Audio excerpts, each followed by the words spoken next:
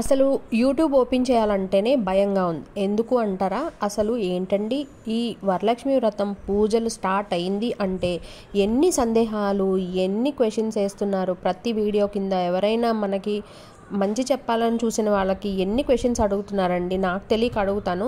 ఇప్పుడు ఇంతవరకు మీరు ఏం నేర్చుకున్నారు మీ పెద్దల దగ్గర? మీ అత్తగారు, పోనీ పెళ్ళైన వాళ్ళు అత్తగారు, మామగారు ఉంటారు, అమ్మ ఉంటారు, నాన్నగారు ఉంటారు, ఇంకా మనకు తెలిసిన చుట్టాలు ఉంటారు. వీళ్ళందరూ ఏం పాటిస్తే అదే పాటించండి. ఎందుకు పులిని చూసి నక్క వాత పెట్టుకున్నట్టు మన నాలుక మీద మనమే వాత పెట్టుకుంటాము? అసలు ఈ పూజల టైంలో యూట్యూబ్ ఓపెన్ చేయాలంటేనే నిజంగా భయం వేసేస్తుంది. మీరు అనుకోవచ్చు ఆ వీడియోనే కదా స్వైప్ చేసేస్తున్నాం అని. కానీ మీరు ఒక్కసారి ఒక్క 5 సెకండ్స్ కళ్ళు మూసుకొని ఒక్కసారి ఆలోచించండి.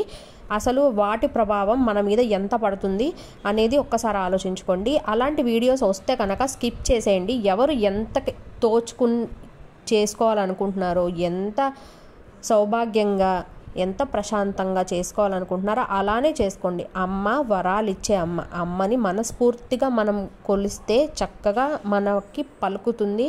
అలాగే మనకు కూడా ప్రశాంతత ఉంటుంది.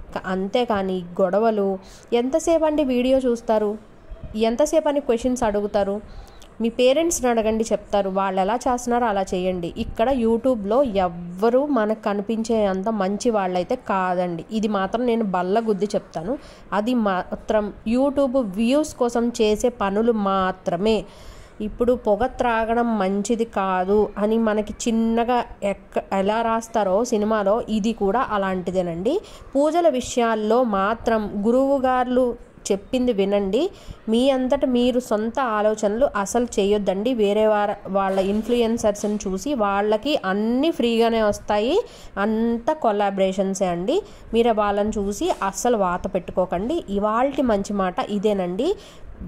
పులిని చూసి నక్క వాత పెట్టుకోకూడదు. మన సాంప్రదాయాలు మనం పాటిద్దాం. జై హింద్. ఇంతకీ మీరు ఈ టాపిక్ గురించి ఏమంటారో నాకు కామెంట్ సెక్షన్లో కామెంట్ చేయండి. ఈ వీడియో నచ్చితే ఒక లైక్ చేయండి. ఇంతకీ సగ్గుబియ్యం పాయసం మీకు నచ్చిందా? ఇలా సింపుల్గా డ్రై ఫ్రూట్స్ వేసి పౌడర్ కొట్టి వేసుకుంటే రుచి అద్భుతంగా ఉంటుంది. ఒక్కసారి ఖచ్చితంగా ట్రై చేయండి. మీ పిల్లలు ఈవినింగ్ స్నాక్స్ టైంలో ఈ వర్షాకాలంలో చాలా బాగుంటుంది. అలాగే హెల్త్ కూడా చాలా మంచిదండి. వేడి చేయకుండా చలవ చేస్తుందన్నమాట. ఇంకా దగ్గు, జలుబు ఇలాంటివి ఉంటే మనకి అల్టిమేట్గా తగ్గిపోతాయి. బాయ్ అండి.